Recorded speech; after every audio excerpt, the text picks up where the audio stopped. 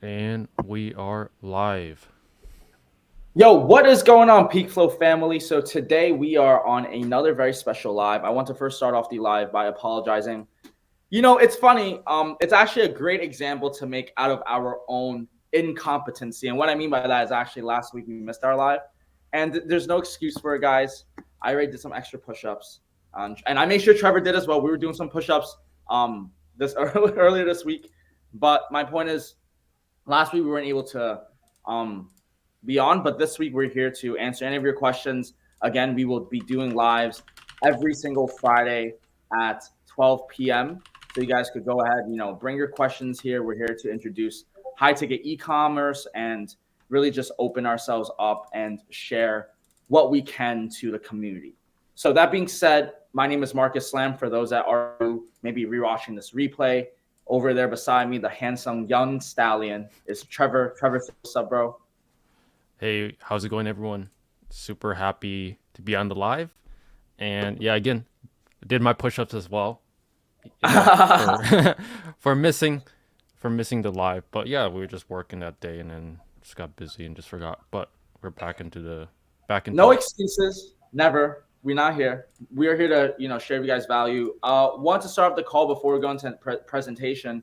First, if you guys have any questions at any time, feel free to join the chat and, just chat us, let us know.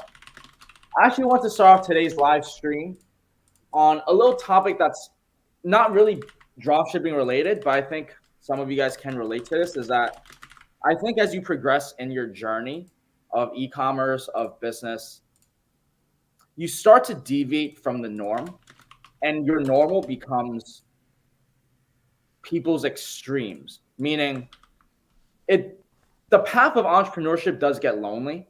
It does get, you hit roads, and you hit roads where other people might not be able to relate because they're not running the business like you. They're not looking at your Google ads or Facebook ads. They're not looking at your store, and it could feel lonely some. I know I was facing that. I've been talking with a lot of you guys as well. I've been hearing that is that, it's harder to find people that relate to you, people that have that aspiration to be a business owner. Trevor, do you feel like it can be lonely, especially on, I mean, you didn't even graduate college yet. So like, what's it like for you on that path? You get what I mean? Yeah. I guess you can make it lonely or you can make it more exciting. It's really up to you. Mm-hmm. If you're lonely but you decide to be lonely, it's really just your choice. Like you Mm-hmm. just go outside, meet some new people, and yeah, you eventually build up your connections, and then those people will like introduce you to other people, and then your whole spider web just grows. So it's really up to you in terms of like if you want to be lonely or not. But yeah, it can be depending on like where you're at. Like in Michigan, it's a little bit less people compared to New York or New York City. But yeah, like it's really up to you. 100% agreed. And last point I'm trying to make here is that, a lot of you guys might be in that period where you don't have the reputation yet, or, you haven't worked to that certain part of success yet where you can't just go out and network and meet everybody. But this is, something every entrepreneur goes through. It's called the lonely chapter. It's where you've kind of deviated from the friends that you were originally with, but you haven't meet the new friends or the network that you were of where you want to be. And so my best advice for anybody that, is watching this right now live or rewatching this, and you're struggling with finding the right community of circle, I would say start with PeakFlow Academy, right? We're here to just connect all entrepreneurs, and not even just like dropshipping, just e-commerce and businessmen in general. We're here to build a network. We're here for not a fast time, a long time. So look into that and work on yourself. Improve yourself, improve on just your knowledge base, and just self improvement. Go to the gym, get fit, work on your business, and through that working of self, you attract the right people to excel to there. So hopefully that gives you guys some little insight. Ecom world starts off today. How much, bro, for one-on-one mentorship? If you guys are interested in one-on-one, you guys could apply. We're very selective with the students that come in now at this point, because we want to make sure every client that comes in has significance and achievable, amazing results. So we take very careful curation on that. But if you do want to apply, you guys could apply peakflowacademy.com/mentorship, or you could just check out the links down below on this YouTube video. So both of those will be completely fine.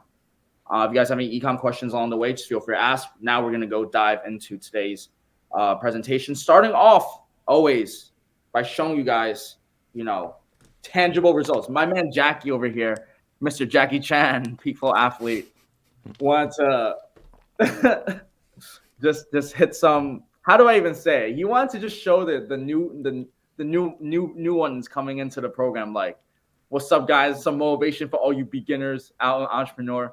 But I want to emphasize, like, that's the spirit of PeakFlow. It's healthy competition. It's pushing each other to the next level. So this is Jackie flexing his October results. We keep going. We also have Jordan caught up with another sale. I think he's up to 20K this month. 20K? So Nice. It's just 20K. It's just like first month launching ads.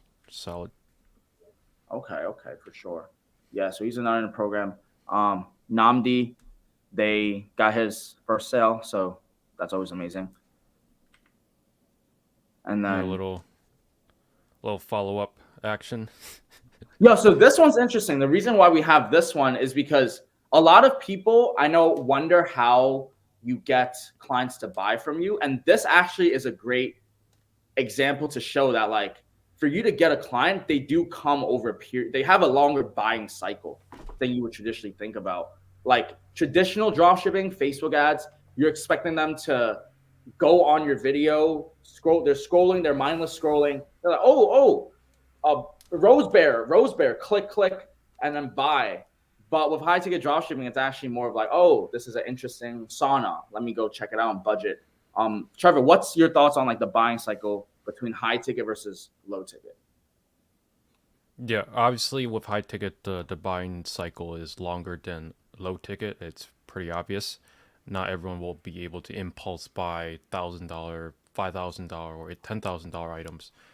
But the way we do our advertising is we are showing up our ads in front of people that are actually interested in what we have for sale. So I saw a few comments like before on some like old videos that said like, if you're selling high ticket, don't you have to spend millions of dollars just to acquire one sale? Like that's just absolutely false, because they don't understand.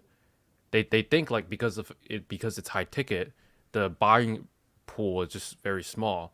But that's actually wrong, because at least in the US, I don't remember how many millionaires there are, but there's probably, I think, 10 million millionaires in the US alone. So you don't have to be a millionaire to buy a $1,000 or a $5,000 item, but the pool of people that can't afford what you're selling is a lot bigger than what most people think. I was actually at the gym this morning, and we were in a sauna, and I'm talking to dudes, and literally, what's up, Ian? What's up, my man? Literally dudes at the gym, and they're like working. I think he's in like auto shop, like he's like a car repairman, and he's talking about buying an $18,000 sauna. He's talking about budgeting for like an $18,000 sauna. So people are interested in buying stuff like this. You just need to know how to tap in using Google Ads, which we have all at PeakFlow Academy. So moving forward, if you guys are rewatching this or you guys know me, I'm going to just make this very, very brief. My name is Marcus Slam. I am a high ticket dropshipper now. I started with low ticket. I came from the college life.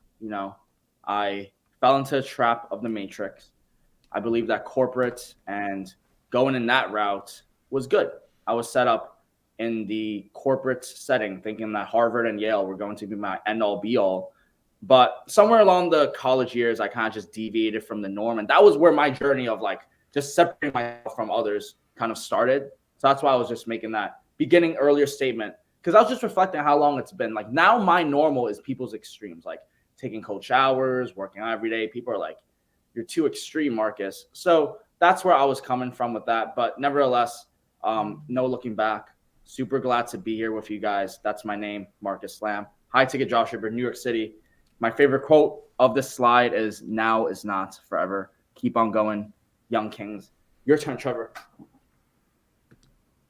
What's up, everyone? So, my story is very straightforward for anyone that is new to the channel. So, I started e commerce at a very young age.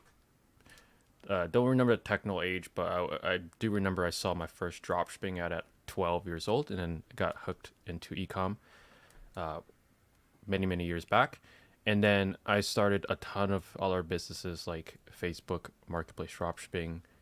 I tried affiliate marketing, SMMA, tons of other online business models. But my main breakthrough was high ticket e commerce. And ever since 2021, I don't think I would have looked back and thought to myself like this was the business model that could change my life. So with that being said, like I tried so many business models out there, and this one worked for me, and that's why I wanted this to also change your life as it changed my life over 3 years ago. I'm also from Michigan, and one thing you should take away from this is essentially never have shiny object syndrome. Do not chase different business models. There's new business models popping up every single day, like TikTok shops, um, all types of like affiliate marketing schemes. There's so many business models out there, but if you just stay consistent with just one and they all work, the more likely you'll succeed with it. So that's my quote of the day. So for this week's module, we'll be talking about website setup, and we're going to kind of guide you on exactly which themes to pick, Shopify versus WordPress, how to build your homepage, product page, collection pages, and essentially competitor sites that you can model to build your professional high ticket dropshipping store so you can make high ticket sales every single day. So let's jump right into it. Anything you want to say, Marcus, before we get into the themes? What is going on, my man, Victor, man? Thanks for the love. Love you back, man. Appreciate you. Thank you so much. Appreciate that.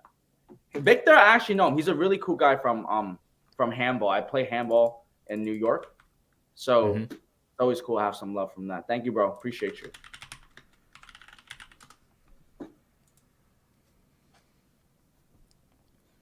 Cool.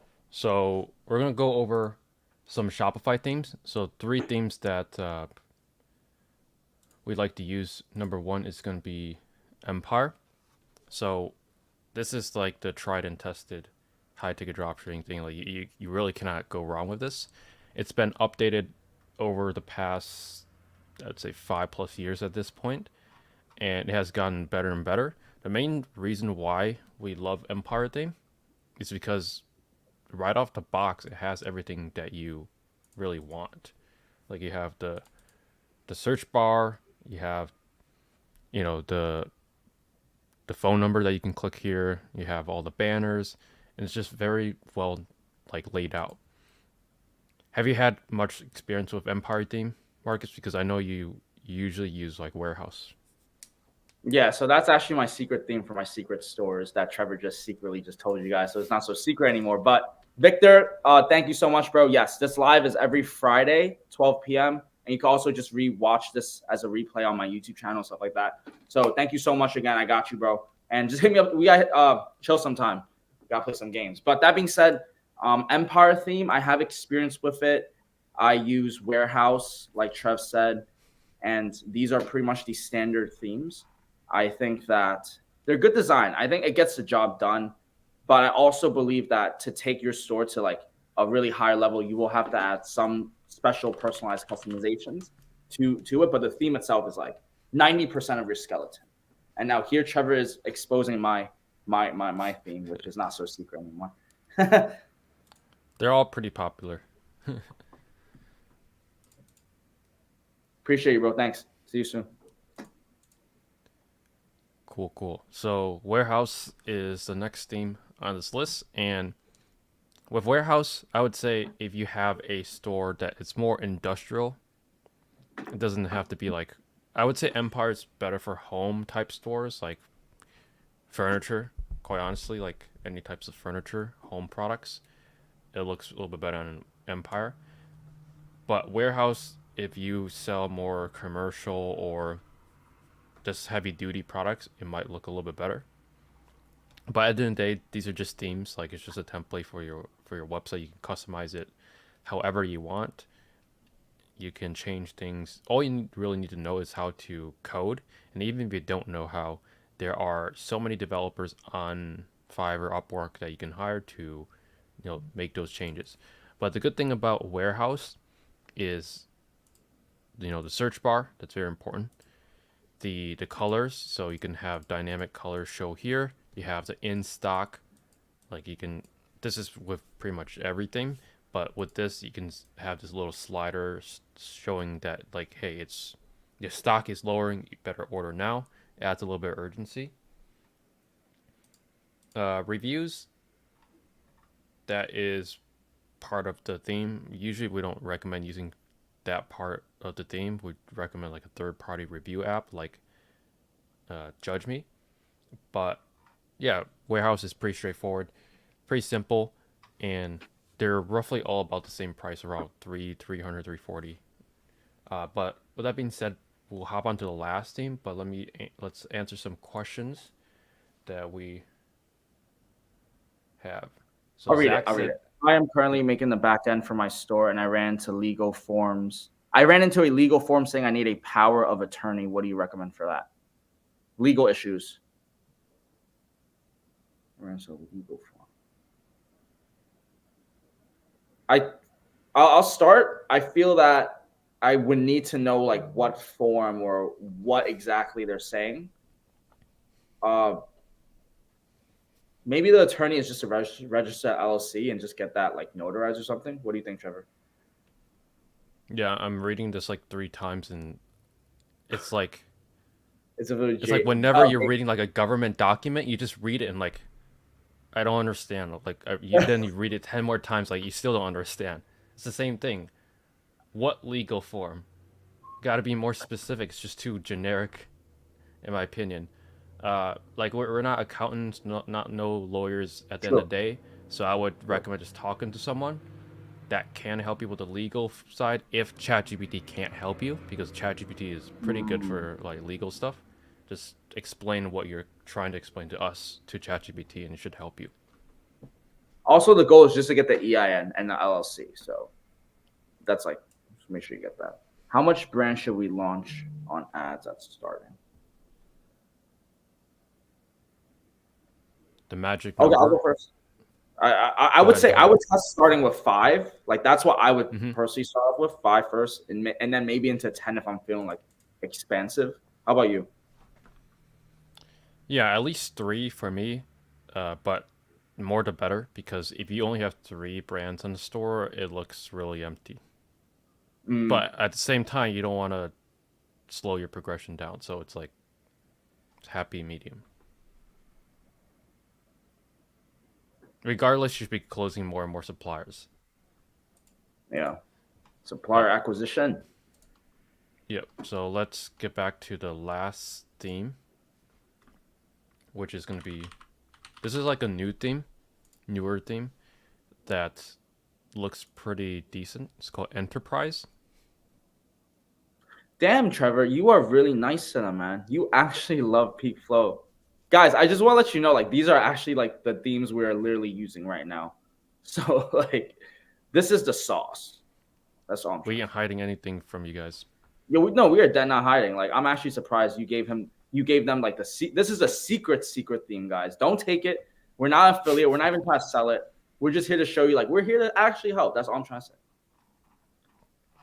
Yeah, so with this theme, I mean, they're all very similar, but it's just like the UI, the user interface. You can have like a coupon code here. You could have like different categories. This, I saw this, like someone was selling like car equipment, and like you can get sorted by like different model of cars, like what engines, what accessories, and things like that. So this little feature is unique with the theme, which is pretty cool. But the collection pages, home pages, product pages, they all look really good. What we're basically looking for is just how it's laid out in terms of the information, if it's easy to read, if it's easy to find what a customer is looking for, and then is it customized? Can it be customized to look whatever way you want it to look like? Nice. Yep, and it even has the slide cart, which is pretty cool, where you could have like upsells on there. Cool. So some other questions that showed up is, I'm building my store in the fitness niche. Ask lawyer for advice to write my general terms and conditions. What do you think about that? I think that your lawyer won't know the business model necessarily, but they also know lawyer advice.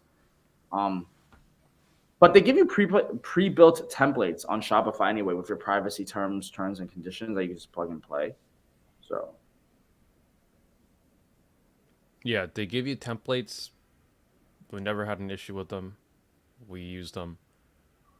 But if you think there's something, I don't know the laws in Germany, of course, but if there's more like privacy laws in Germany, then you might want to consider talking to someone. But here in the US, we all use the pre-built templates, never had an issue. yeah. And how do you communicate the policies of your different suppliers to your customers? For example, some suppliers allow returns, some don't. Pretty simple. You just have a general return policy, and then on the general return policy, you say to check the individual products / brands and look under their specific return policy. Meaning, like if I click this, it's going to say check brand A's return policy, and then I will go to that page, or you could even include it inside the product page where it says brand A return policy, and then that return policy lines up with the product that they're buying. Mm-hmm.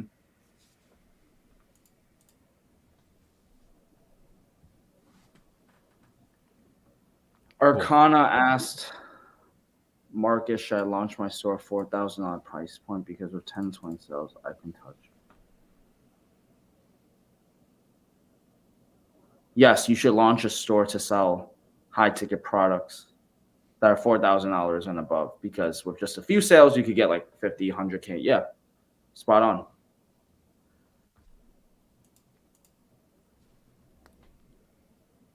And then he said, from India, should I hire customer service rep from the beginning because it would be tough to talk in Indian accent with US people? Well, Hello. I think actually like Indians have the best US accent, according to like some article I read. In terms of like other foreign it's accents. Communication, right? You just gotta talk to them. It's about the passion in your voice. Gotta just be confident. That's it. Just be confident. Yeah, but if you want to outsource doesn't it, matter feel free if you... Yeah, you can outsource it, but if you don't know what you're doing, then it's also telling someone, hey, just do this. And then if they're doing a bad job, then you really don't know if they're doing a bad job or a good job. So you kind of have to do some yourself, be in the trenches as the founder of the company, and then outsource once you kind of realize what you're doing. Yep. And then another commonly asked question in the website setup stage is going to be Shopify versus WordPress. We love Shopify because it has, we can set up a store in like a day, in terms of the website, the settings. But WordPress is also a decent option. WordPress plus WooCommerce. We don't personally use it, but WordPress plus WooCommerce, you could do the same functionality as Shopify. And the main benefit of it is usually there's less apps that need to be installed on like WordPress, and it's a little bit cheaper in terms of operations than Shopify.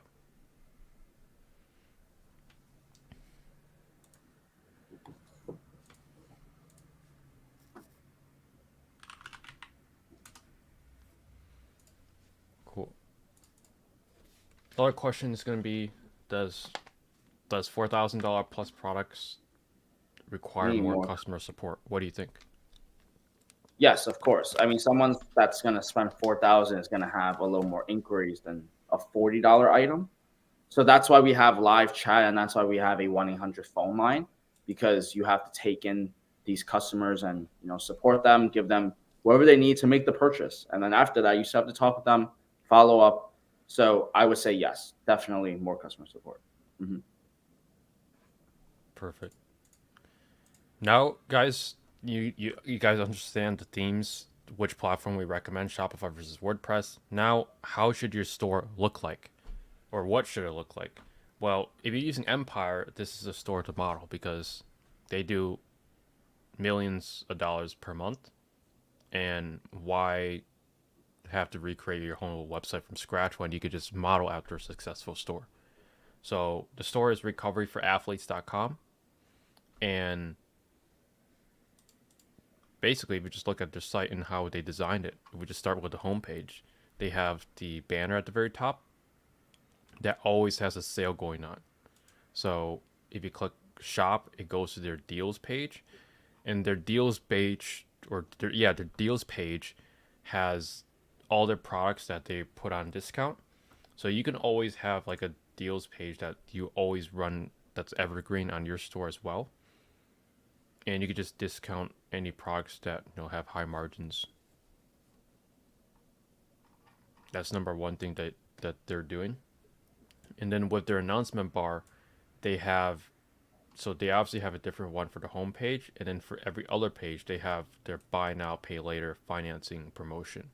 So this is with Shop Pay / Affirm, and if you have a high ticket dropshipping store, you can get approved for Affirm / Shop Pay. So you can also offer this with your store. And basically, all it does is for people that qualify, they don't have to pay interest if they want to finance their purchase. One big misconception with financing is what we've seen with members in our program is people think they need financing, otherwise nobody's going to buy these high ticket products. That's actually incorrect. For us, in terms of financing, like 1 in 15, maybe 1 in 20 people even consider using financing. And usually the people that use financing, they even buy the cheaper items and the very high ticket items. So if someone's on your store, if they have money, they're likely going to buy the high ticket products. It's usually the people that don't have money that are buying the cheaper high ticket items that have to resort to financing, which is pretty interesting.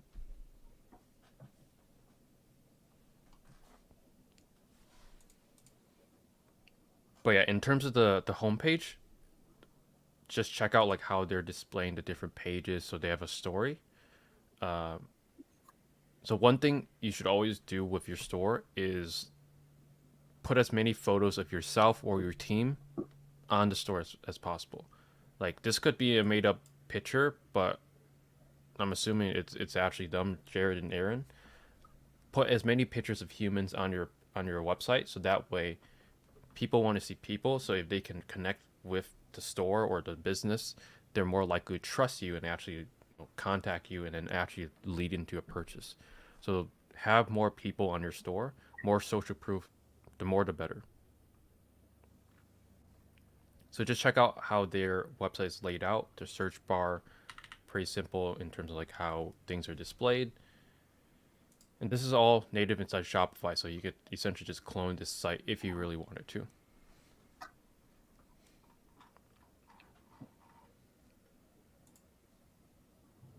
Cool. And then, any other questions? Nope. Okay. And then in terms of collection pages are kind of used to sort products into a page. And how they've done their collection pages, pretty straightforward. And this is how you should set up your collection pages as well. You need tags. So tags are kind of used as in essentially a way to filter products down. So there's only 28 products here, so it's not really necessary most of the time.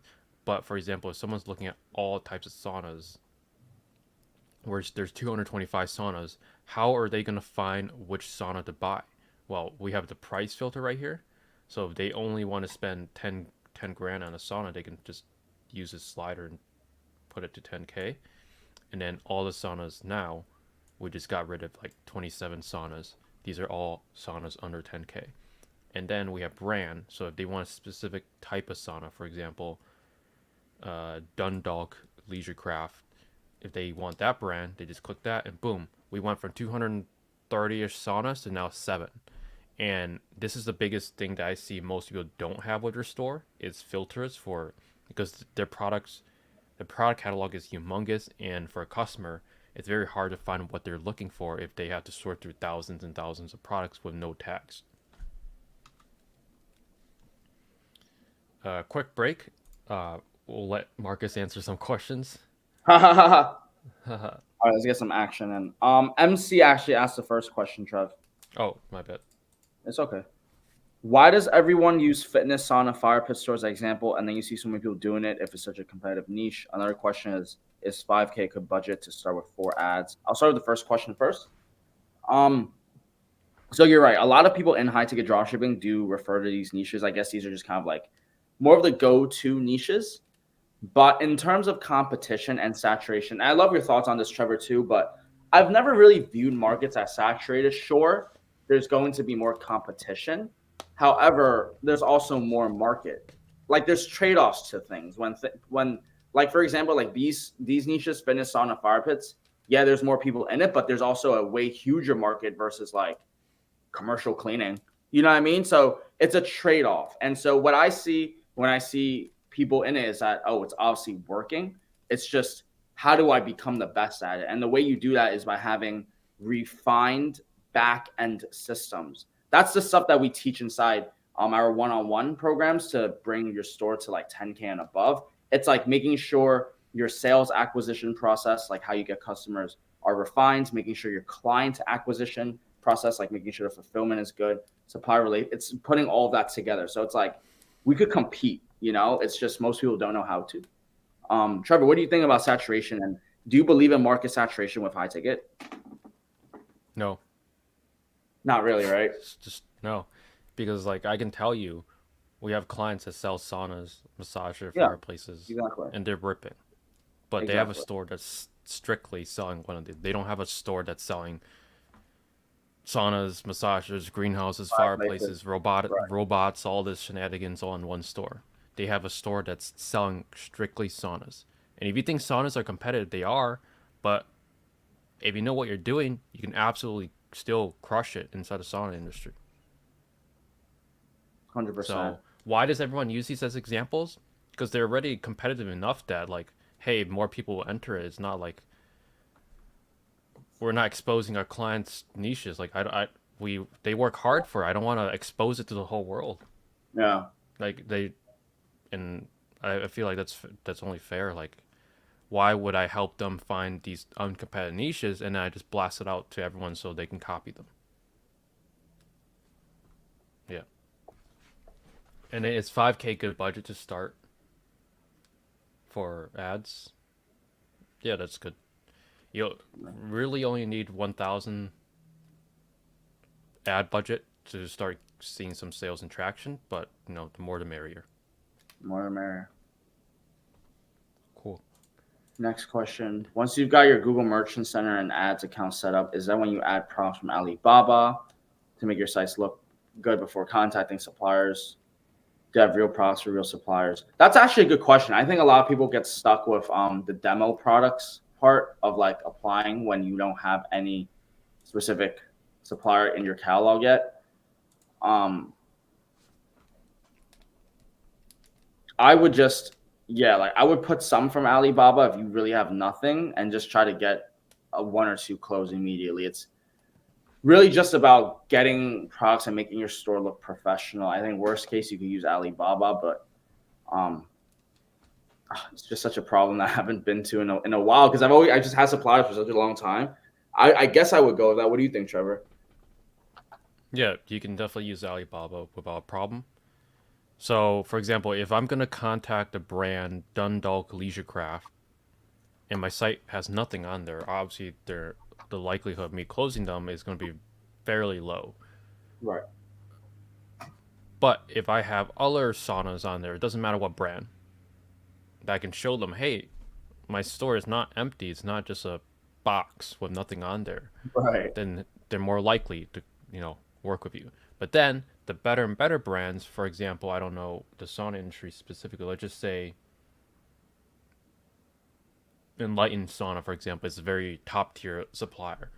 well, they're gonna want to see that you're working with other sauna brands that are reputable, maybe like Dundalk, Dynamic, Golden Designs, before they even approve you, because of the fact that they don't want just everyone selling their products. They want serious people. And suppliers that constantly like kick out dealers that aren't doing anything, that's a good thing, because if you're actually in this business for the long run, this should remove like their The competitors newbies. essentially from you, the newbies. Yeah.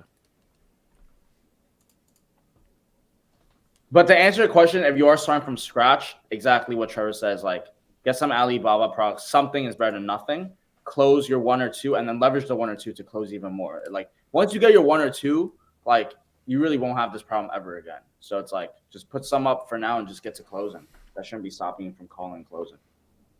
Exactly. How you start, everyone starts a high ticket store with zero suppliers, but they have to build up that trust and leverage with these suppliers over time.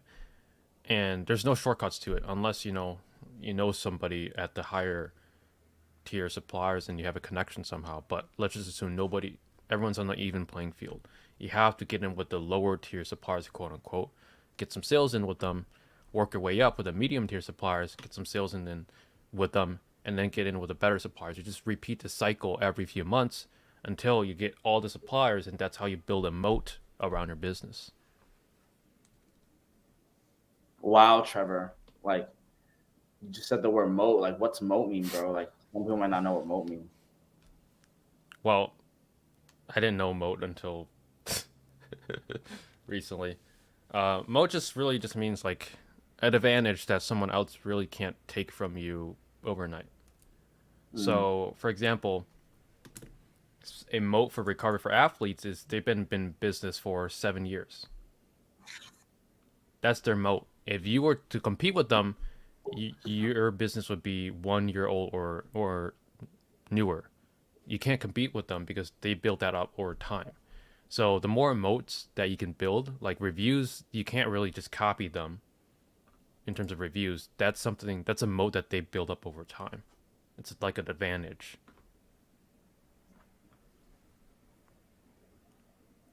Sam, Samantha, MC, cheering for you guys. Let us know if you guys have any questions. Here's another store for Empire. Elite Patio Direct that sells like grills, pretty competitive industry. Um, How about bbqguys.com? They're like crazy good. I think they even have a storefront actually. I don't think they even have a storefront. Really?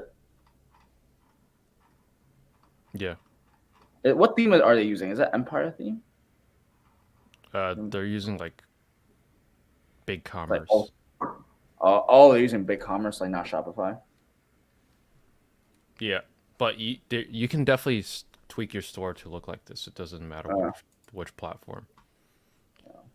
But yeah, in This terms of store is like crazy. people, this store they do what, 1 million a day.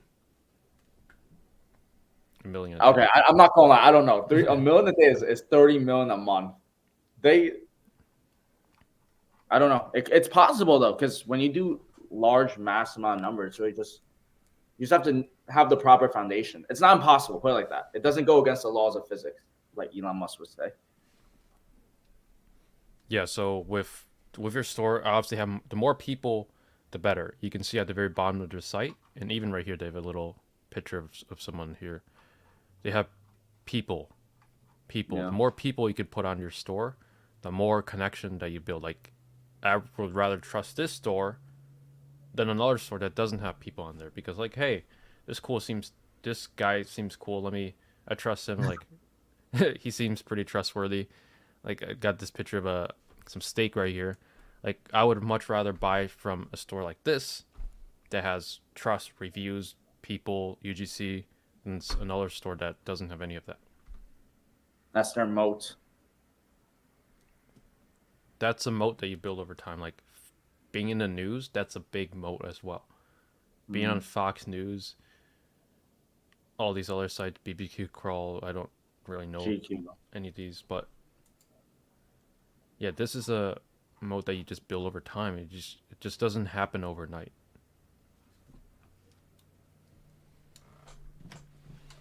Well said, Trev. Thank you. So that's it in terms of rundowns of your store. Like, you could join our free school community to learn how to build your store step by step. But we just gave you the entire blueprint that you need to follow to build your store in order to close suppliers. Anything else, Marcus? In terms of website, not really. I hope you guys found value as much as we did giving it. Hopefully, you guys can rewatch this replay and get some valuable insights over here. If you guys want to learn more about PeakFlow, you guys can just check out the links on the description. You can also check out peakflowacademy.com. That's actually where me and Trevor do calls as well once a week right now for even more personalized advice with dropshipping specifically. We also have a mentorship program if you guys want to see, if you guys are interested in that. But all of that will be in the links down below. But that's all for me. Checking out. That's it. Thank you for watching, and we'll see you guys next Friday. Later. Peace.